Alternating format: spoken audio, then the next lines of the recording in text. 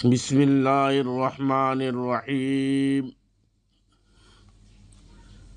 شروع کرتا ہوں میں اللہ تبارک و تعالیٰ کے نام سے جو بڑا مہربان اور نہایت رحم کرنے والا ہے۔ محترم ناظرین کرام، السلام علیکم ورحمۃ اللہ وبرکاتہ۔ آج ہم ایک نہایت اہم اور ضروری موضوع پر بات کرنے جا رہے ہیں، اور وہ ہے عید کی نماز سے پہلے فطرہ ادا کرنا۔ دوستو، ویڈیو کو پورا ضرور دیکھیں۔ ناظرین کرام، رمضان المبارک کا مہینہ رحمتوں، برکتوں اور مغفرت کا مہینہ ہے۔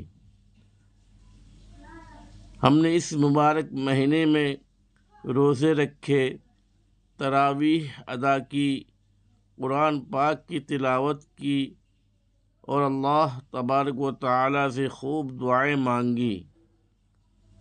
لیکن ایک بہت ہی اہم سوال یہ ہے کہ کیا ہماری یہ عبادت مکمل ہو گئی؟ ناظرین کرام، یاد رکھیں کہ ہماری عبادت کی تکمیل ایک خاص عمل کے ذریعے سے ہوتی ہے، اور وہ ہے صدقہ فطر، یعنی فطرہ۔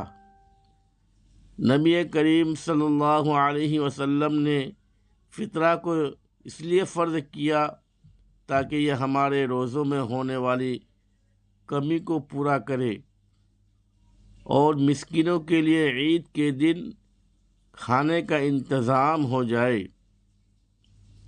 اس لیے ہر صاحب نصاب مسلمان پر فطرہ ادا کرنا واجب ہے، اور یہ صرف اپنی طرف سے نہیں بلکہ اپنے زیر کفالت افراد یعنی بیوی بچوں کی طرف سے بھی ادا کرنا ضروری ہے۔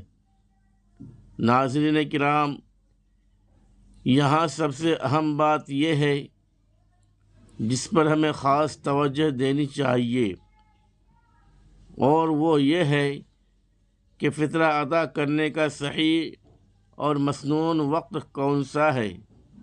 تو یاد رکھیں کہ فطرہ عید کی نماز سے پہلے ادا کرنا چاہیے۔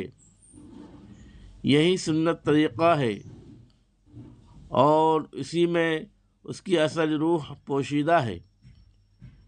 نبی کریم صلی اللہ علیہ وسلم نے حکم دیا کہ فطرہ عید کی نماز سے پہلے ادا کیا جائے تاکہ ضرورت مند لوگوں کی بھی ضرورت پوری ہو سکے، اور وہ بھی عید کی نماز کی خوشیوں میں شامل ہو سکیں۔ اگر کوئی شخص فطرہ نماز کے بعد ادا کرتا ہے تو وہ فطرہ نہیں بلکہ عام صدقہ بن جاتا ہے، اور اس کا وہ اجر اور مقصد حاصل نہیں ہوتا جو فطرہ کا ہے۔ ذرا غور کیجئے، اگر ایک غریب انسان کے گھر میں عید کی صبح کھانے کا کوئی انتظام نہ ہو اور وہ بچوں کو خوشی نہ دے سکے تو اس کے دل پر کیا گزرے گی؟ ناظرین کرام، فطرہ اسی لیے رکھا گیا ہے کہ عید سے پہلے ان لوگوں تک مدد پہنچ جائے تاکہ وہ بھی خوشی کے ساتھ عید منا سکیں۔ لیکن افسوس کے ساتھ کہنا پڑتا ہے کہ آج بہت سے لوگ اس معاملے میں غفلت کا شکار ہیں۔ کچھ لوگ فطرہ عید کے دن نماز کے بعد دیتے ہیں، کچھ لوگ دوپہر میں دیتے ہیں، اور کچھ لوگ تو عید گزر جانے کے بعد بھی ادا کرتے ہیں۔ حالانکہ یہ طریقہ درست نہیں ہے، یہ سراسر غلط ہے، اس سے فطرہ کا اصل مقصد فوت ہو جاتا ہے۔ ناظرین کرام، ہمیں چاہیے کہ ہم اس سنت کو زندہ کریں اور فطرہ کو وقت پر ادا کریں۔ فطرہ کی مقدار عام طور پر گندم، جو، کھجور یا کشمش کے حساب سے مقرر کی جاتی ہے، اور آج کے دور میں اس کی قیمت ادا کرنا بھی جائز ہے تاکہ مستحق افراد اپنی ضرورت کے مطابق اسے استعمال کر سکیں۔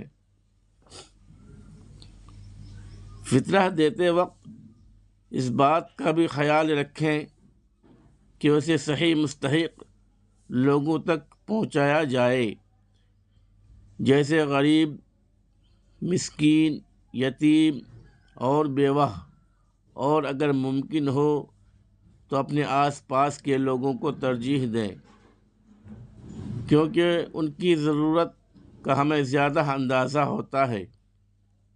ناظرین کرام، ذرا ایک خوبصورت منظر کا تصور کریں۔ عید کی صبح ہے، ہر طرف خوشی کا سماں ہے، بچے نئے کپڑے پہنے ہوئے ہیں، لوگ ایک دوسرے کو مبارکباد دے رہے ہیں، اور اسی وقت ایک غریب گھر میں بھی خوشی ہے کیونکہ کسی نے وقت پر فطرہ ادا کیا، جس کی وجہ سے وہاں بھی چولہا جل رہا ہے، بچے خوشی منا رہے ہیں اور وہ بھی عید منا رہے ہیں۔ یہی وہ عمل ہے جو ہمارے فطرہ کو قیمتی بناتا ہے۔ محترم ناظرین کرام، یاد رکھیں کہ اسلام ہمیں صرف عبادت کا حکم نہیں دیتا بلکہ دوسروں کے دکھ درد کو سمجھنے اور ان کی مدد کرنے کی بھی تعلیم دیتا ہے، اور فطرہ اسی تعلیم کا ایک بہترین نمونہ ہے۔ ناظرین، ہمیں چاہیے کہ ہم صرف خود فطرہ ادا کرنے پر اکتفا نہ کریں بلکہ اپنے گھر والوں، دوستوں اور خاندان اور معاشرے کے لوگوں کو بھی اس کی ترغیب دیں تاکہ زیادہ سے زیادہ لوگ اس نیکی میں حصہ لے سکیں۔ اور ایک اہم بات یاد رکھیں کہ فطرہ کس پر واجب ہے۔ یاد رکھیں، فطرہ ہر چھوٹے بڑے بوڑھے سب پر واجب ہے۔ اگر کوئی بچہ 1 دن پہلے یا 2 دن پہلے پیدا ہوا ہو تو اس پر بھی فطرہ واجب ہو جاتا ہے۔ بچے کا بھی فطرہ ادا کرنا ہوگا۔ ناظرین کرام، ہمیں چاہیے کہ فطرہ عید الفطر کی نماز ادا کرنے سے پہلے ادا کرنے کی کوشش کریں اور زیادہ سے زیادہ ضرورت مند لوگوں کی مدد ہو سکے۔ آخر میں اللہ تبارک و تعالیٰ سے دعا ہے کہ وہ ہمیں صحیح سمجھ عطا فرمائے، ہمیں اپنی عبادت کو درست طریقے سے ادا کرنے کی توفیق دے، ہمارے روزوں کو قبول فرمائے اور ہمیں فطرہ صحیح وقت پر ادا کرنے کی ہمت عطا فرمائے، آمین۔ ناظرین کرام، اگر آپ کو یہ بیان پسند آیا ہو تو چینل کو لائک، سبسکرائب کریں اور اسے دوسروں تک ضرور پہنچائیں تاکہ یہ پیغام عام ہو اور زیادہ سے زیادہ لوگ اس اہم سنت پر عمل کر سکیں۔ خدا حافظ۔ السلام علیکم ورحمۃ اللہ وبرکاتہ۔ شکریہ، جزاک اللہ خیرا کثیرا واحسن الجزاء فی الدنیا والآخرہ۔